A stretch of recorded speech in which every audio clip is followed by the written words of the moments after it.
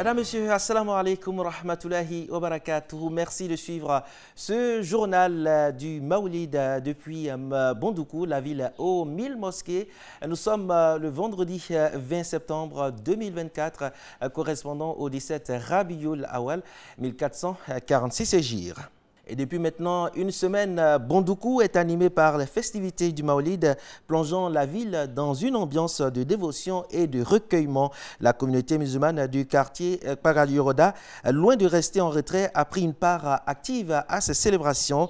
Le mercredi 19, les fidèles ont marqué avec une grande ferveur religieuse la commémoration de la date de naissance du prophète Mohammed sallallahu alayhi wa sallam. Le reportage de Touré Suleiman dans un commentaire de Abdoulaye Modoulier. Il est 22h30 à l'ancienne gare d'Abidjan où s'est rassemblée toute la communauté musulmane du Bagayokouda pour commémorer la naissance du prophète Mohammed sallallahu alayhi wa sallam. Sur le podium, l'imam entouré de ses collaborateurs, ensemble, il récite des versets en l'honneur du prophète, leur voix s'élevant comme un chant d'unité marquant un instant de dévotion partagée.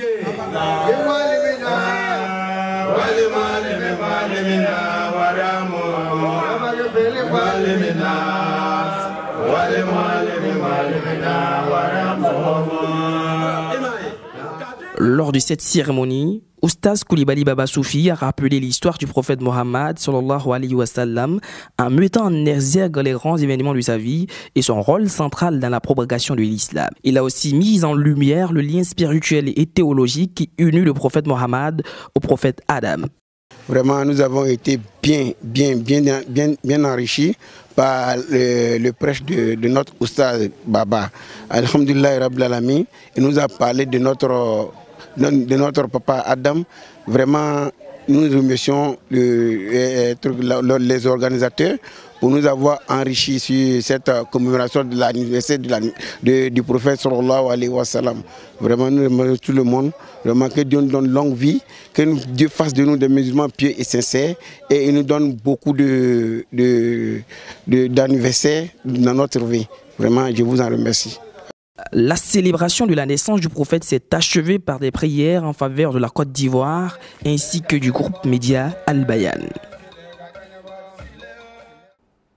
Et toujours à Bondoukou, le jeudi est un jour de mariage par excellence, une célébration métissée entre tradition et modernité. Découvrons ensemble le mariage religieux dans ce reportage de Koudous Kamaraté et Abdoulaye Modoulier.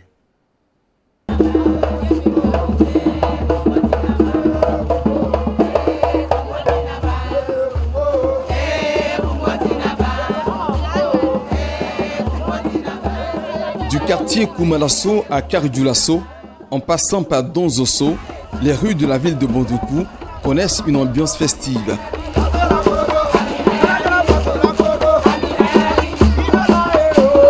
La cérémonie culturelle est en phase avec la pratique religieuse, selon l'imam Bouraba Bané. Ici à Bondoukou, selon nos traditions, après la célébration du mariage, l'homme et la femme vivent chacun en famille. Toutefois, l'époux prend en charge les besoins de la femme. Certes, la loi islamique demande que la femme vive sous le toit de son époux, mais nos parents avaient adopté cette pratique à cause du manque de moyens. Dans le centre polyvalent de Kardioulasso, l'imam Ahmed Koudous Timité a procédé à l'union du couple du jour avec une touche de modernité.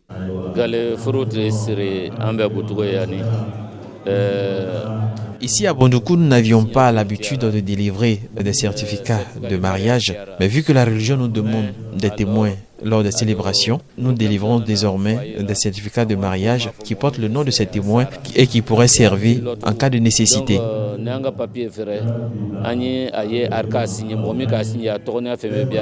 L'émotion me dépasse.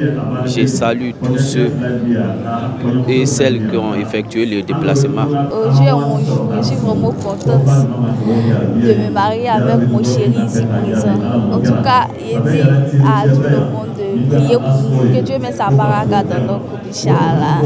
À Bondoukou, le mariage religieux demeure un pilier de la vie sociale et religieuse, renforçant les valeurs familiales dans une ville en pleine évolution.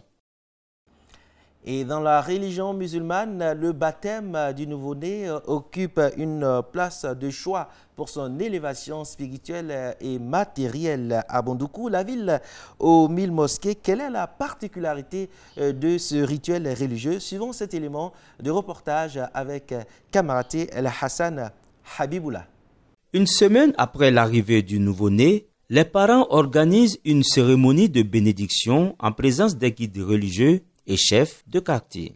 Le nom du bébé est dévoilé par l'imam officiant dans une ambiance de chant liturgique traditionnel à la marque de la ville aux 1000 mosquées.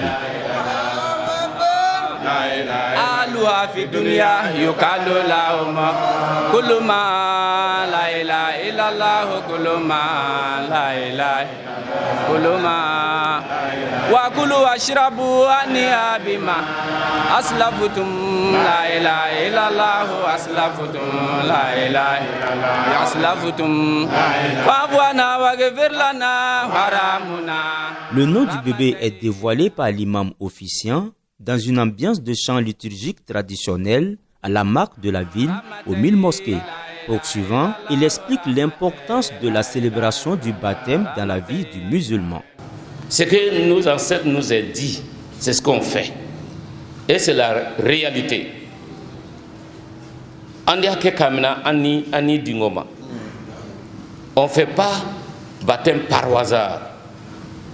Peut-être ailleurs, on fait autre chose. Mais à Bondoukou, il a été demandé de faire douaou. C'est ce qu'on fait. Mais ce n'est pas demandé de tuer mouton.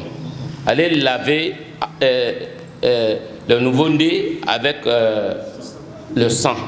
Ce n'est pas demandé. Mais on voit ça ailleurs. On attend ça, que ça se fait ailleurs, n'est-ce pas? Mais à Bondoukou, ici, on ne le fait pas. Est-ce que tu as vu le bébé ici? Non, non, non. On vient faire douaou à son nom. Poursuivant, il explique l'importance de la célébration du baptême dans la vie du musulman.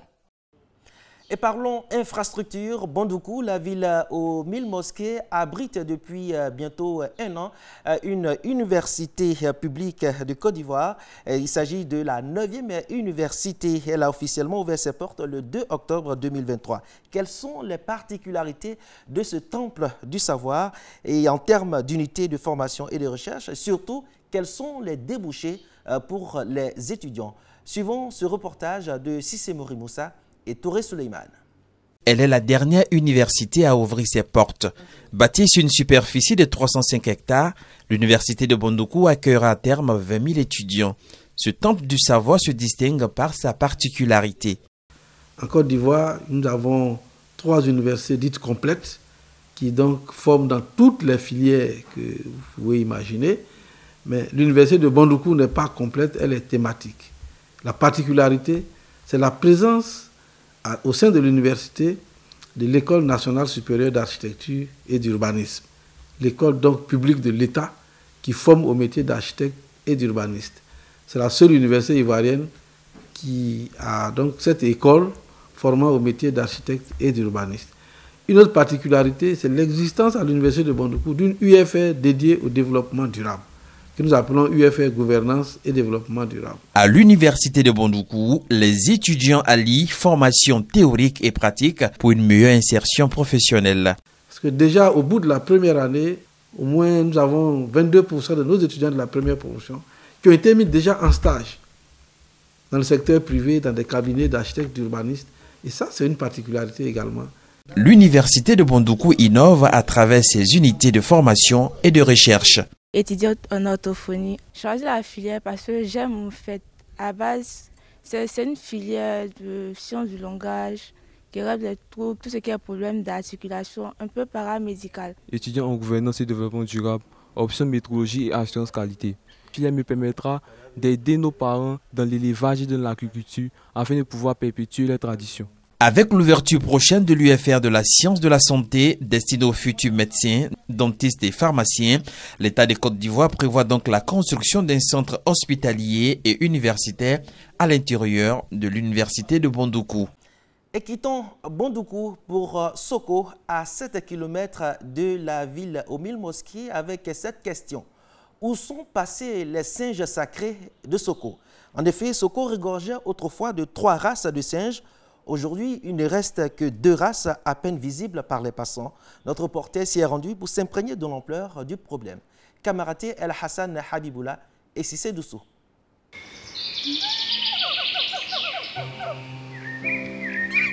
Les singes de Soko, autrefois présents partout à travers les rues et les arbres du village, ont trouvé refuge dans la brousse et ne sortent de leur milieu naturel qu'à des heures bien précises. Qu'est-ce qui a fait reculer les singes loin de la proximité des arbres? Il y avait des grands arbres dans le village. Donc les singes même passaient par les arbres, parce que les singes aiment les arbres. Donc ils passaient par les arbres pour rentrer dans le village. Et dans le village maintenant, ils cherchaient, tous ceux qui les voyaient les donnaient à manger. Nous sommes levés, ils nous ont interdit de les lapider, de les chasser. Donc ça fait qu'eux, ils cohabitaient avec nous. Voilà, on ne les chassait pas. Mais vu aujourd'hui l'évolution du village, les singes ne pouvaient pas, donc ils se sont retirés du village. La présence de ces petits animaux était un atout considérable pour la localité sur le plan touristique. Combien d'espèces trouve-t-on aujourd'hui? Bon, moi je me suis levé, j'ai trouvé 3 espèces. Et depuis 2007, il ne restait que 2 espèces de singes.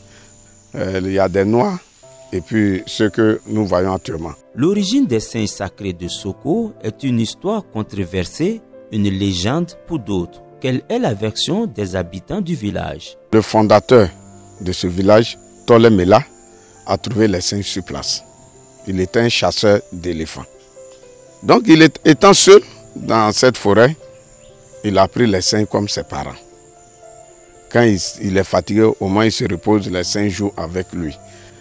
Après ça, tous ceux qui venaient payer la viande d'éléphant, d'autres ont voulu rester auprès de lui.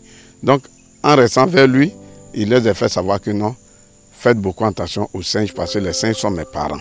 Donc, celui qui tue un singe, c'est comme s'il a tué un homme. À partir de ce moment, les singes sont restés sacrés. Grâce au ministère du Tourisme, l'aménagement d'un espace est en cours pour la protection des espèces restantes. Rappelons que le nom Soko en Afana est Solokolo, qui veut dire la trace des éléphants.